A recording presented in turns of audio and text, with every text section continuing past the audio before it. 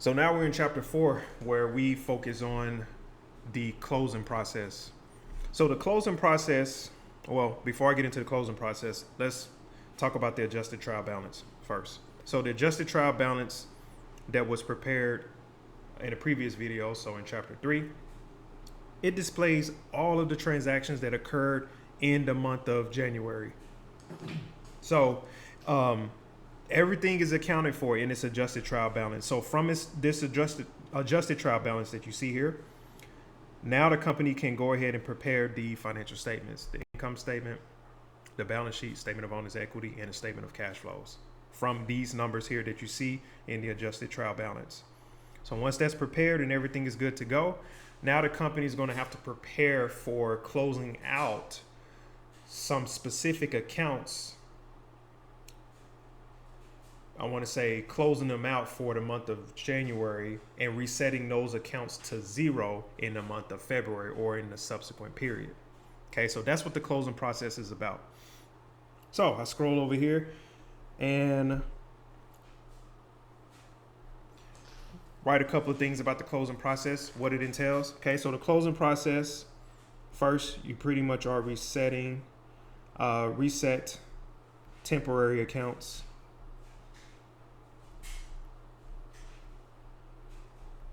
to zero for the next period.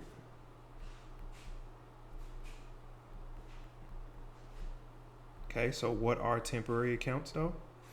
Temporary accounts are your income statement accounts, so revenue and expense accounts.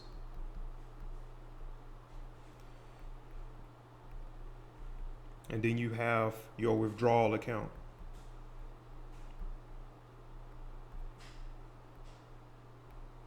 Okay, so the reason why revenue and expense accounts are indeed temporary accounts is because revenue and expenses are shown in the income statement, and the income statement is only displayed for a point in time.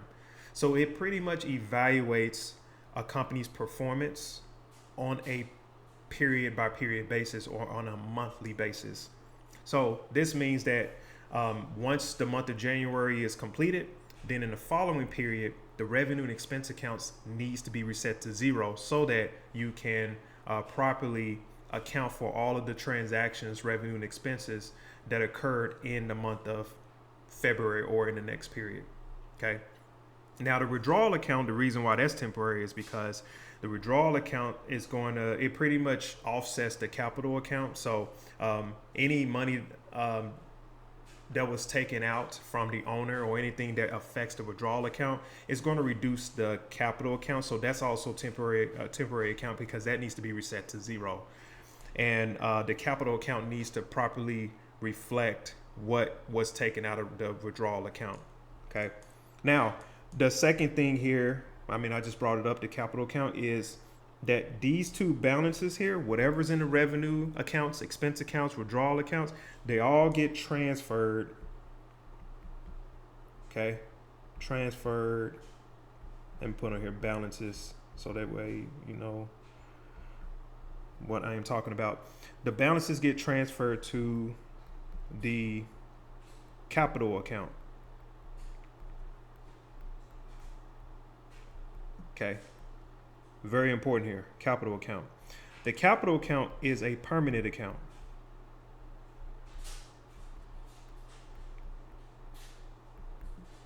So what does permanent means? That means that all of the amounts that you see in the capital account has been accumulated since inception of the business.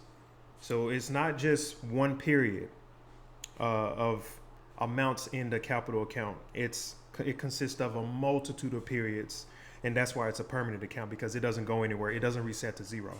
But ultimately, again, the revenue and expense accounts and the withdrawal accounts, the balances in those accounts gets transferred into the capital account. Okay. And then from there, the post closing trial balance is prepared. So this is the last trial balance that's prepared, because I know we have the unadjusted trial balance, the adjusted trial balance, and the post-closing trial balance.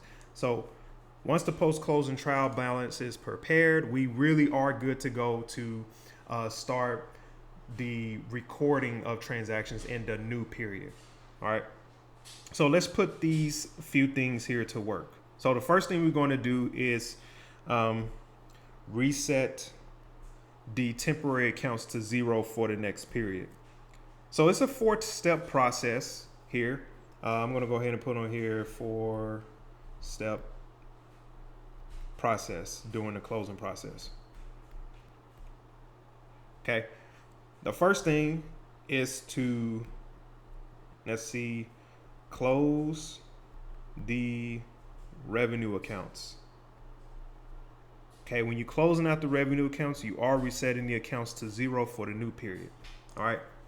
So since revenue accounts have a normal credit balance, or let me go back. So if we look at this adjusted trial balance, we see that there's a credit of $115,000 that's in the service revenue account for the month of January. So to close this account out and reset it to 0, we're going to go ahead and debit this revenue account by $115,000. Okay, so now this is kind of a journal entry here that I'm setting up. So this is going to be a debit of $115,000. I'll go ahead and put debit right above, then credit right beside debit, and I'll put on here account, so we know what is going on here. Okay, so when you debit the service revenue account, it's going to basically reset the account to 0. Okay, now the credit, the account that's going to be credited, is also a temporary account called income summary. And I should have put it up there. Okay, up here, but I didn't. So the income summary account is going to be credited for $115,000. So this income summary account here, it's a placeholder pretty much. So it signifies that you are transferring the revenue balance into that account. So it serves like as a liaison or intermediary account before transferring whatever is in the balance in this income summary account into the capital account, which we'll get to in step, I believe step 3. All right. So I'm jumping ahead of myself, but hopefully you will get it. So once this entry is made, revenue account is going to be reset to 0. Step 2, we're going to close the expense accounts.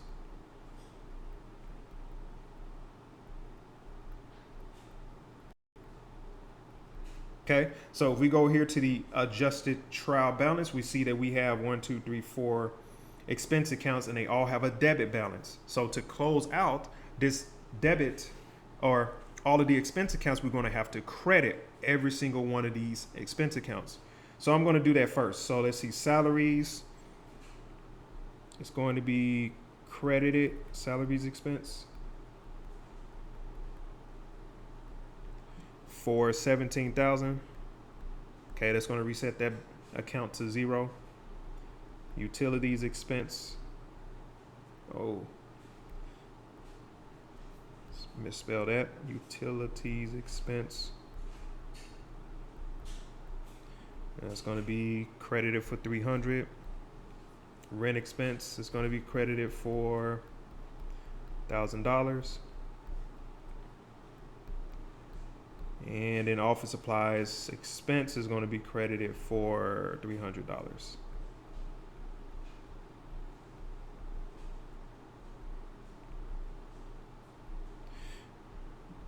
Okay, so $1,300, $1,600. So what is this? $18,600. Let's just make sure. Calculator is my best friend. I mean, I did the math in my head, but I don't want to put a wrong amount on here because, there we go, because I couldn't add it up.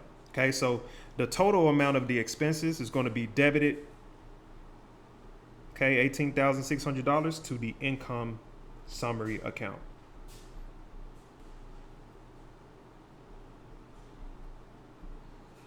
So all of these amounts here gets transferred into the income summary account. So now the revenue and expense accounts are both closed. They're both reset to zero, and the balances that were in the revenue account and then also in the expense accounts are all now in the income summary account. So again, the income summary account, it is a temporary account. Let me put it up here. It is a temporary account because the next step here is closing out that account and resetting that account to zero. Okay, so this is a temporary account. Now that brings me to step three. Step three is to close the income summary account.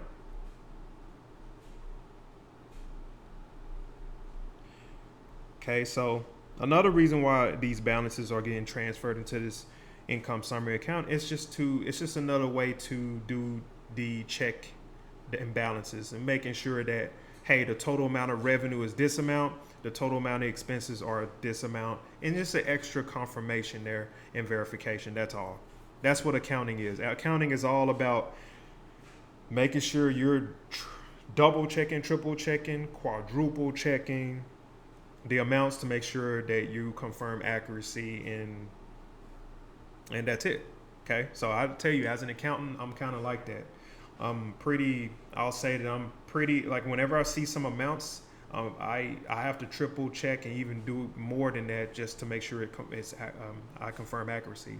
And a lot of this has to do with my experience working as a cash accountant and processing wires that were $1 million wires. And these are payments that needed to go out. So I was pretty much initiating the wire transfers through the bank. I was pretty much recording the entry and things like that. And there's proper steps that you need to take, in order for you to make sure that you are doing everything correctly. So I think that's where I get my triple check. I want to say, triple check task, or you can say the habit comes from. It comes from that. So this is a real thing when it comes to accountants. All right, so let me go back to this income summary. Okay, to close the income summary account now, we got to first figure out what balance is in the income summary account and if it's a credit balance or a debit balance. So the first thing we need to do here on the side here is figure out, okay, like what's in the income summary account. So from step one, we see that the income summary account has a $115,000 credit balance. So this is pretty much our revenue transferred into the income summary account. Then for step two, we have an $18,600 debit balance. That's our expenses. All right, so I'll go ahead and just highlight this. There we go for step one, and then step two is right here. So before we move on, or before we can actually process an entry, we got to figure out what the ending balance is. So we're going to take the credit of 115,000. Okay, we're going to subtract out $18,600 because the credit is greater than the debit, which leaves us with $96,400 as a credit balance. So as we can see here, this is our net income that was transferred into the income summary account. So now to close this income summary account, we're going to have to now debit this amount by $96,400. So we need to debit the income summary account by this amount. That's what I meant to say. So income summary, it's going to be debited for $96,400. Okay, so we're debiting this account and we're moving the balance into an account called the capital account. Okay, I'll put on here owner capital. So that way we understand it's the same account, owner capital. So we're going to credit that account by $96,400. So essentially what we just did was we just transferred the balance from the income summary account into the owner capital account. So now the owner capital has the net income in it. All right. Now in number 4, last one is to close the withdrawal account. Withdrawals account. All right. So we go back up here to the adjusted trial balance and we see we have withdrawals of $1,000 and that's a debit balance. So to close this account out, this owner withdrawals, we're going to have to credit this account by $1,000. Okay, so we're going to do just that. Credit owner withdrawals for $1,000, and we're going to move that balance into the owner capital account for that same amount. Okay, so by doing that, this is actually reducing the balance in the owner capital account. Okay, so that's it when it comes to this 4-step process. Now let me scroll up here and we're going to now, let me think, should I actually do a T account or not? I think you all will understand. No, well, let's do a T. No, I know this is live. We're not going to do a T account. Okay, so we're going to go straight into the post-closing trial balance here. All right. So post-closing trial balance, let's see. I'm going to do it right here. So post-closing trial balance. Yes. Okay. So when it comes to the post-closing trial balance, well, if we scroll up here and we look at our temporary accounts, we see service revenue is our temporary accounts. Okay. The expense accounts here, these are all temporary accounts. The income summary is the temporary account, and the owner's withdrawal is the temporary account. So these accounts here, owner withdrawals, income summary,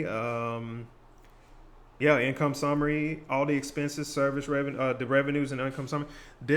All of these accounts are going to be zero. Okay. So this means that when we put together the post-closing trial balance, we only should see asset accounts, liability accounts, and that capital account, which is an equity account, and that's it. We shouldn't see any revenue accounts. We shouldn't see any expense accounts. We shouldn't see any withdrawal accounts. And the income summary account is just, it's not even included in the trial balance. In a way, it's just, again, it's just another account that is used to confirm accuracy and just verifying that everything is correct when it comes to the revenues and expenses. And that's it. So assets, liabilities, and owner capital are the only 3 type of accounts that should be shown in the post-closing trial balance. All right. So if we scroll up here, all I'm pretty much going to do is take the assets you see here, liabilities that you see here, in the owner capital account. All I'm going to do is take those and just move them down to the post-closing trial balance. And that's it. Now, there's one thing you're going to note that's going to be different, though. And you will see that here in a bit. So let's do the move. Account, then debit and credit. So I'm not going to scroll up and down. I took a picture of this so that way I'm not scrolling up and down, hurting your eyes. So cash had a debit balance of $160,200. Prepaid rent.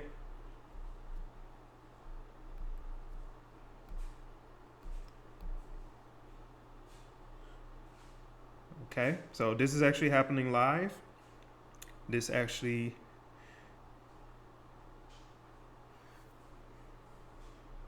just went away. All right, we're back in business. So we had to do a little update because this laptop is breathing heavy and it's kind of giving up on me right now, but I'm trying to tell it, I'm telling it to, hey, keep going, okay? I need you right now. Don't crash up on me now. All right, so prepaid expense is the next, prepaid rent is the next account, and that's going to be $5,000. That's from the adjusted trial balance. And then we got office supplies for $200. Then we have equipment for $30,000. Again, all I'm doing is just bringing the balances from the adjusted trial balance into the post-closing trial balance, specifically the assets, liabilities, and the owner capital. Okay, now we got and this is assets right here. Now we got the liability accounts, so unearned revenue of 35,000, salaries payable for 15,000. Okay, and then this is our liabilities. Okay, next thing we're going to do is bring down owner capital. Okay, so the owner capital account had a $50,000 credit balance. Okay, so we should know that that's not the case anymore because that balance, or the balance in the owner capital account, has been adjusted. So we're going to start off with the 50,000. Okay, that's a credit to that account, because this is what's shown in the adjusted trial balance. And we're going to go back up here and figure out what changes occurred.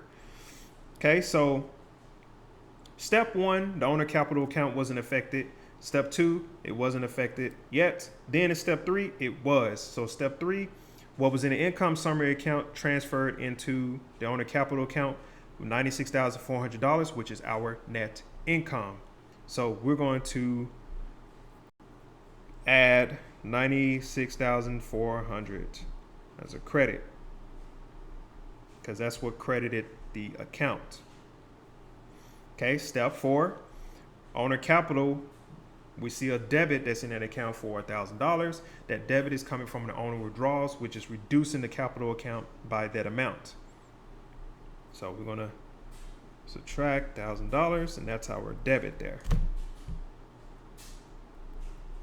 Okay, now we can get our updated balance.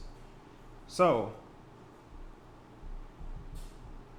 let's see, 50,000 plus 96,400 minus 1,000. Let's see.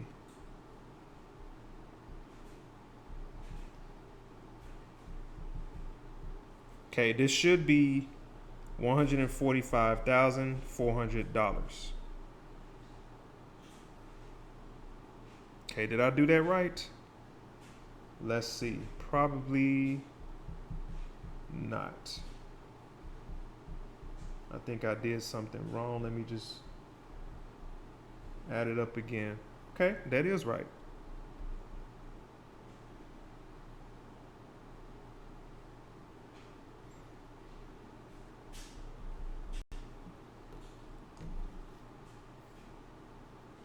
Oh, okay. I think what's throwing me off is the minus sign. Okay, I was thinking it was 147, but it's 145. Okay, so this is the balance right here that is now, after completing the closing process, that should be shown in the owner capital account. So 145,400, that's our credit balance.